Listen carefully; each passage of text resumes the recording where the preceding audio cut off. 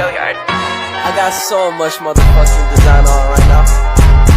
Break it down, bring it back, make it clap. I got 3 old thoughts, new block, where that thing. Bitches on my line, and you know.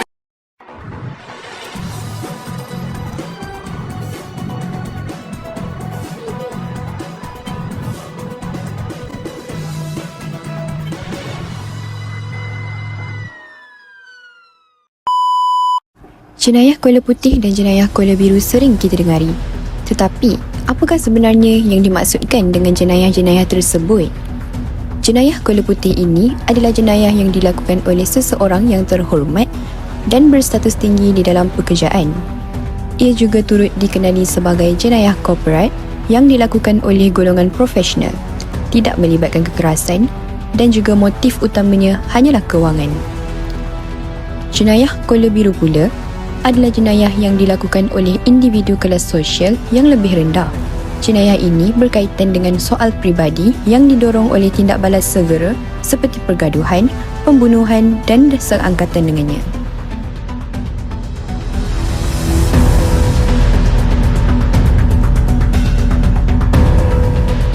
Jenayah-jenayah ini berlaku di dalam dunia berpuncakan daripada beberapa faktor. Antara faktornya yang pertama ialah tekanan. Tekanan dari segi kewangan seperti masalah hutang, tunggakan bil, gaya hidup mewah dan sebagainya. Dan juga tekanan kerja yang berpunca daripada penetapan target yang tinggi bagi sesebuah syarikat yang mesti dicapai walau apa cara sekalipun. Faktor yang kedua ialah peluang. Peluang ini wujud akibat kelemahan sistem kawalan dalaman, karenah birokrasi, tiada pemantauan, tiada sistem pengasingan tugas dan penggunaan kuasa serta budi bicara yang tidak terkawal.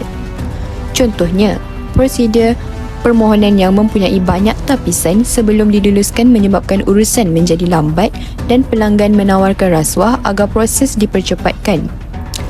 Peluang menjadi lebih terbuka apabila pekerja mempunyai pengetahuan yang mendalam berkaitan dengan selok-belok sesuatu proses tersebut. Dan faktor yang ketiga ialah rasionalisasi. Orang yang melakukan fraud atau rasuah tidak melihat diri mereka sebagai penjenayah. Sebaliknya, mereka merasakan dirinya adalah orang yang jujur tetapi terperangkap di dalam keadaan yang salah. Pesalah rasuah dari golongan Kuala Putih ini boleh ditangkap di bawah Seksyen 49-1 Akta SPRM 2009. Penjara tidak melebihi atau melebihi 20 tahun dan denda 5 kali ganda nilai suapan atau RM10,000 mana-mana yang lebih tinggi. Jika disabit kesalahan pengubahan wang haram pula, pesalah boleh disabit di bawah Akta Pencegahan Pengubahan Wang Haram, Pencegahan Pembiayaan Keganasan dan Hasil daripada Aktiviti Haram 2001. Penjara tidak melebihi 15 tahun dan denda 5 kali ganda nilai hasil daripada aktiviti haram atau RM5 juta mana-mana yang lebih tinggi.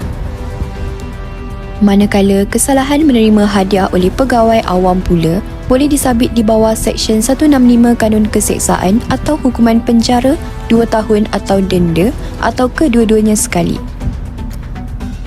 Untuk jenayah Kuala Biru pula, hukuman denda adalah berbentuk pembayaran wang, manakala untuk hukuman penjara pula bergantung kepada keputusan mahkamah ke atas tertuduh yang telah disabit kesalahan.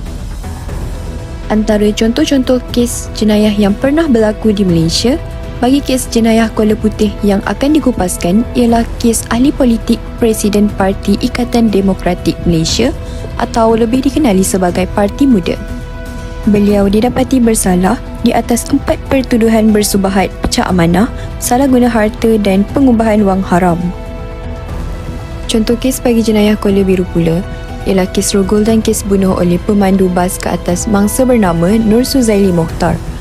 Tertuduh dijatuhkan hukuman penjara 20 tahun dan 12 kali sebatan atas kesalahan merogol dan hukuman gantung sampai mati oleh Mahkamah Tinggi Shah Alam atas kesalahan membunuh. Jenayah-jenayah ini dapat diatasi dengan menguatkuasakan undang-undang tanpa kompromi di dalam sesebuah syarikat. Selain itu, Suruhanjaya Pencegahan Rasuah Malaysia dan Polis Diraja Malaysia juga wajar menaik tarafkan kualiti mereka dalam membendung aktiviti penyelewengan, rasuah, rompakan dan jenayah lain. Dan akhir sekali, mengetatkan kawalan ke atas pekerja di agensi-agensi yang mudah terdedah dengan aktiviti rasuah terutamanya yang melibatkan urusan-urusan organisasi dengan pihak atasan.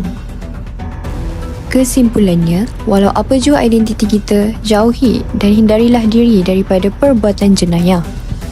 Kerana jenayah membawa pada